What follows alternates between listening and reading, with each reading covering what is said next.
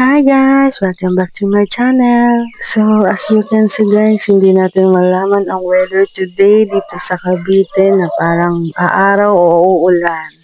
For today's video guys, mayroon pala ako sa inyong ipapakita kung ano nangyari sa aking cactus. So, ito siya guys.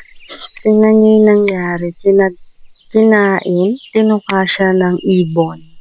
Ibon ang alam ko kasi dito kasi sa pinaglalagyan nila dati guys, etong pwesto na to is nababasa talaga sila ng ng ulan. Sunod-sunod yung ulan guys, kaya nilagay ko sila sa pinakataas. Dun sa open area din kasi yan guys, so pati ibon nakakapasok. Maliban sa aphids, mealybugs, guys, ang kalaban ko din dito is yung mga ibon. Kasi ewan ko, halos karamihan ng cactus ko, guys, is pag nilalagay ko dun sa taas ay, ayan, tinutuka nila. Ay no, wala naman ako magawa kasi nilipat ko sila sa taas. So, ayan, ang napala. Kesa malusaw sila sa kakaulan, doon ko na lang nilagay sa taas. Hindi ko naman alam guys, namumukbangin sila ng mga ibon. Anyways guys, for today's video pala, ito pala yung papakita ko sa inyo. Ito naman guys, Portulaca afra din, pero rainbow bush din ang tawag. Rainbow bush ang tawag sa kanya. So yung kahapon ay si elephant bush, ngayon ay si rainbow bush. Dito naman kay rainbow bush guys is ang hirap din siyang intindihin. Kasi katulad yan guys, tingnan nyo yung tubo niya. Sa isang side lang siya. Lusawin din tong rainbow bush ko guys dito sa akin. Hindi ko lang sure sa iba. Pero ayan.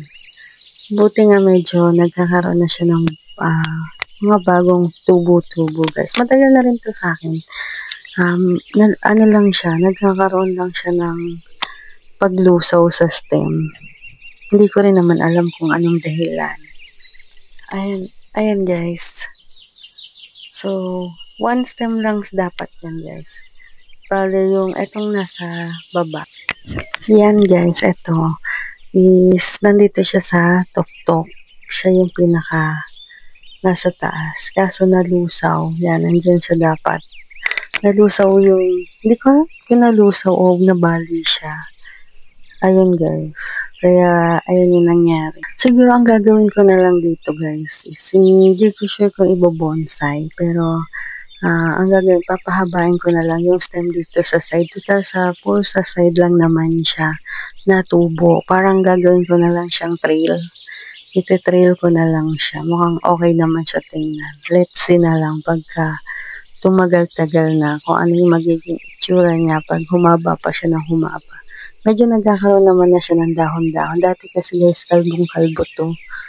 Yan. Ayan, meron na siya mga bagong bunga, bagong dahon na tumutubo. Ayan guys, kaya hindi rin siya nagiging makahoy kasi ang bilis siyang mabali. Hindi katulad dun sa elephant bush na hindi variegated. Ito kasi variegated nito. Yun kasi guys, madali siyang alagaan. Ito, kabaliktaran naman niya. Para siyang si jade plant alagaan. Pero kung medyo matagal-tagal naman na siya sa'yo, madali na lang siyang intindihin. Pero sa akin kasi kahit matagal na, hindi ko pa rin siya maintindihan minsan. Tutubo, tas maya-maya nalulusaw. Ganon. Ewan ko lang. So, ayan guys. Titingnan na lang natin kung ano yung magiging itsura niya pag pinahaba ko na lang. Gagawin ko siyang trailing. Tingnan ko kung maganda ba siya tingnan. So, ayan na guys. Si rainbow bush. Maganda rin sana siya guys pag sobrang lush niya. Kaso lusawin siya sa akin. Parang si jade plant matampuhin.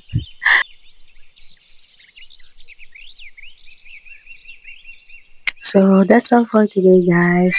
Thank you for watching. Please subscribe, like, and share. And see you on my next video. Bye-bye.